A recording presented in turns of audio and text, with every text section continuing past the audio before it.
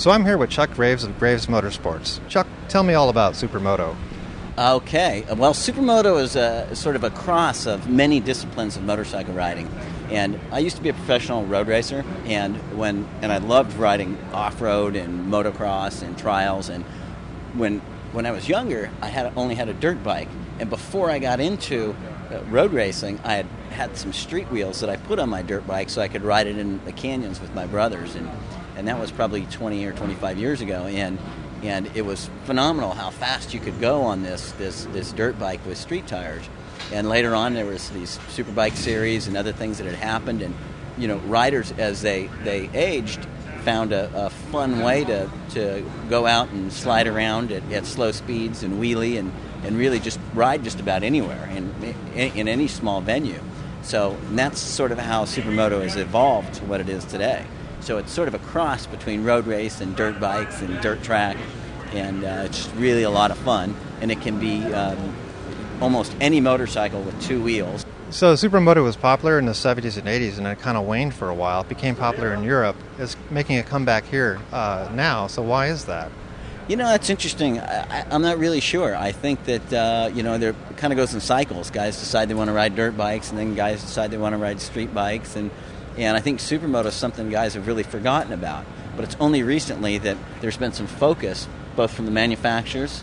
Yamaha's got a new WRX, which is a 250cc fuel-injected street bike that you could buy and ride around on the road, and also take out to your local go-kart track or parking lot and set up a Supermoto course. It's only recently that the aftermarket manufacturers and the motorcycle manufacturers have really gotten involved in building more purpose-built motorcycles for this type of discipline. So I think that's part of it. So that would be a great thing for the club racer then, because they can basically buy an off-the-shelf bike that's ready to race. Is that correct? Absolutely. I have to tell you, even our professional road racers, Ben Bostrom and Eric Bostrom and Josh Herron and Jason DeSalvo, they love riding Supermoto. And they'll go out in Supermoto the day or a couple of days prior to going out and road racing just to sort of get their technique and get the feel and, slide around a bit. So Supermoto is just a great way to have a lot of fun at slow speeds at very low costs. So what defines a Supermoto bike?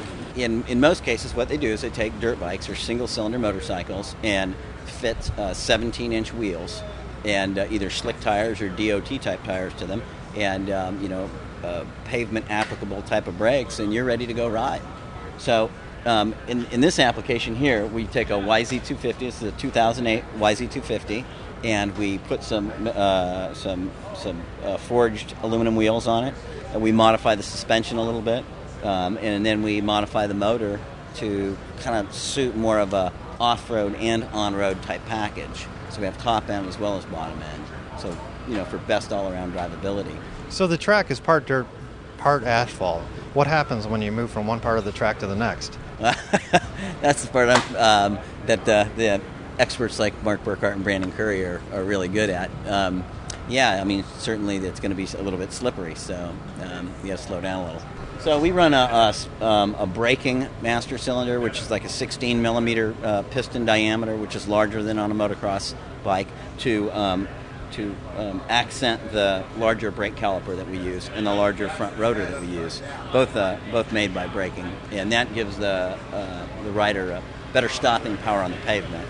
The standard off-road brakes are just a little bit small for that application, so we get a little bit better braking with that. Something that's very popular with Supermoto riders are the crash guards. This protects your brake and your throttle, and if you tip over, you can, in most cases, just pick the motorcycle back up and keep riding. So that's almost always a Supermoto type application. Peg sliders down on the bottom to protect the racetracks and to protect your foot pegs and give the rider a sense of where they're at. We'll use the slider so they can kind of indicate how far they're leaned over, right? So and that protects that as well. Axle sliders, which we protect the end of your axles. That's another piece that we typically use in Supermoto and they don't use in other applications. The use of catch tanks for both fuel and oil, because when we're on a pavement type application, we don't want fuel or other types of liquids to spill onto the pavement and create a slippery situation for the rider. So both the water the oil, and the gasoline, all the vent hoses run to catch tanks that can be drained after a certain period of time of riding, and that's mandatory for this type of application. And you're not running antifreeze in the radiator, right? Correct. We run a coolant or just a distilled water. You can go either way, but you need to use a pavement-approved coolant. We run lower tire pressures because the weight of the motorcycle is less. They need to conform to the dirt and to the pavement. And Dunlop's just done a fantastic job developing compounds that are durable on the pavement and that are still soft enough to give us grip in the dirt. We make some motor modifications. We'll change the camshafts and we'll change the piston for a little higher compression, a little bit better breathing, and put a performance exhaust, a Performance Graves exhaust on that, of course. What else do we do? We make some nifty little chain guides.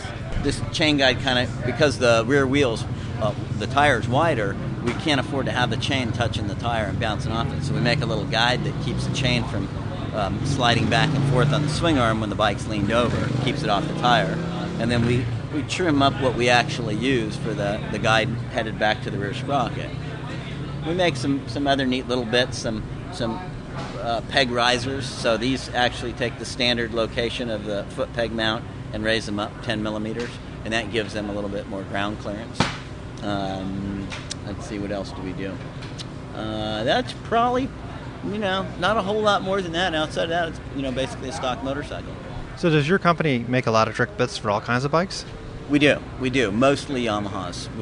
For the YZ250, YZ450, Yamaha R6, Yamaha R1, WR250X, and WR250R, the two 250 fuel-injected street bikes, and a number of other motorcycles. But the main focus of our company is performance exhaust systems, and then the parts that accent those performance exhaust systems, like jetting kits or fuel injection camshafts, that sort of stuff. That's really our specialties. Excellent. Thanks very much.